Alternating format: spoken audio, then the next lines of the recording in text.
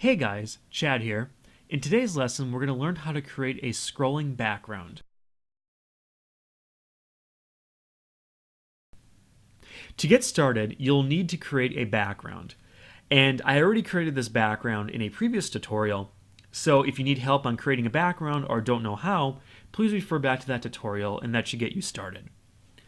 The first thing we're going to do is extend all the assets we have on the stage outward so that we have room to scroll them. So let's go ahead here and double click on my fence symbol to go into that. Now basically I just want to extend this outward so that we have some room here. So to make this easy on myself, I'm basically going to go ahead here and grab some of the existing assets I have on this one and just paste them outward. So I'm going to go ahead and grab the middle pole here on my fence, and I'm going to copy it and then create a new layer on my timeline and just paste it. Oops, I actually grabbed two there, but that's okay. So I'm going to move forward here and just kind of put the two posts over here, and I will just go ahead and grab this one as well and paste that one over here. Now, again, I don't really want them to look quite the same as these posts over here, so I'm just going to quickly go ahead and just kind of modify them in different ways, just to kind of give it more of a randomization look, and just kind of go like this.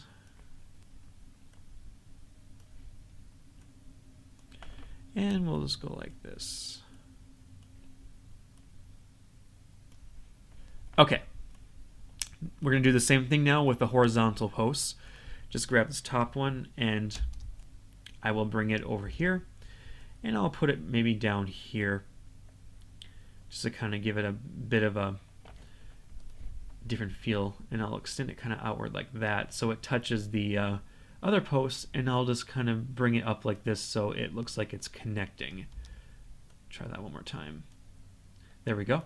And then I'll just go ahead and get rid of that line with my selection tool like that and delete it. And I'll just do the same thing here. Grab another post, copy it, and paste it. And we'll just put it right up here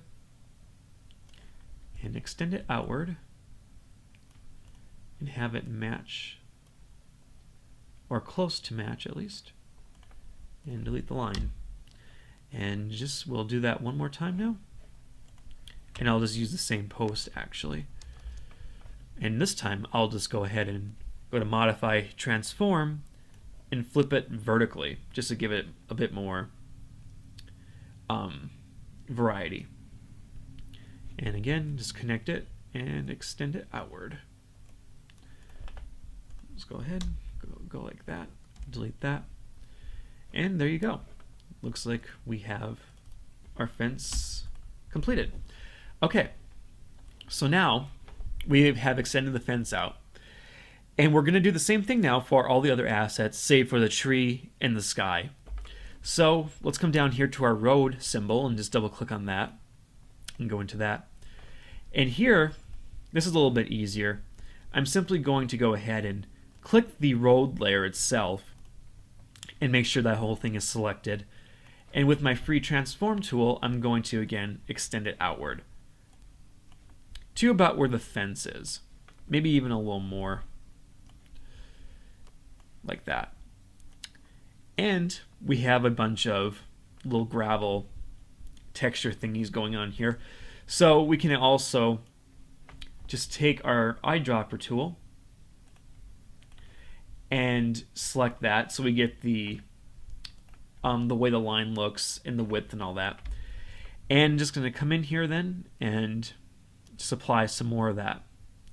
I'm going to just apply one width first, and then I'll go back in and select them individually and apply different widths to them, like I have in my, like I had in the first examples over there. So I'll just go ahead and do this really quick. And I could probably spend a little bit more time on this too, but I'm just kind of hurrying up here for demonstration purposes. So go like that. And again, I'm just now going to come in here with my selection tool and select the different bits here and just kind of apply different widths to them. So 7, and then I'll give this one a 9. This one a 5. And that should be good. And again, I could spend a little bit more time on that, maybe add some more, do some more variety, but you get the idea. Now, we have some rocks here too. I'm going to go ahead and just take one of these rocks, and I'm going to just highlight it, and I'm going to copy it, and just bring one over here and paste it in. Kind of just set it over here. And I'll just bring one more over, because I don't want too many rocks on the road. And then I'll just paste it like that. And we'll set it over here. Okay. Oops, we don't want that because it's actually overlapping with the fence, so let's bring it right over there. There we go. Now, what I want to do is do the same exact thing with the ground. So I'm just going to come over here to my ground, double click on that symbol, and I'm first going to extend the actual ground out, and then I will do the grass blades next. So again, just like I did with the road, my free transform tool, I'm just dragging it outward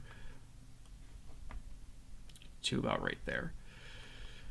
Now with the grass, I'm simply going to highlight the grass blades layer, and I'm going to copy it, and I'm just going to paste it like that. And I'm just going to kind of apply it just like that. Maybe move it over a bit like this. Okay. And then I'm going to just do that one more time. Paste, and just kind of apply it over here. And maybe adjust it a little bit with my free transform tool since the slant changes it a little bit. And there we go. And for the excess grass, you can either leave it or you can just kind of trim it off like that. Okay, the final thing we need to do then is extend the hills out. So just double click on that symbol, of course, highlight your hills, copy, find a new layer, paste, and just nudge it over so it kind of connects like that. Now we get to actually do the actual scrolling process. So what we're going to do is, since now that we have all these layers extended out, we can go ahead and actually tween them to move. So I'm going to go ahead and go to my timeline here, and I'm going to go to frame 150, and I'm going to apply a keyframe on frame 150 to all the layers.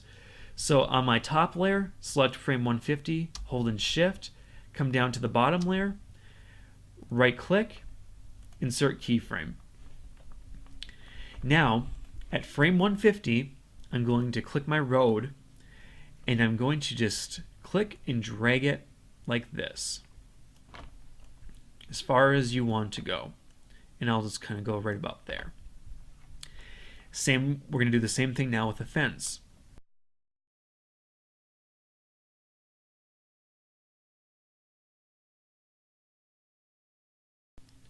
Now we'll apply the same effect to the grass and the tree.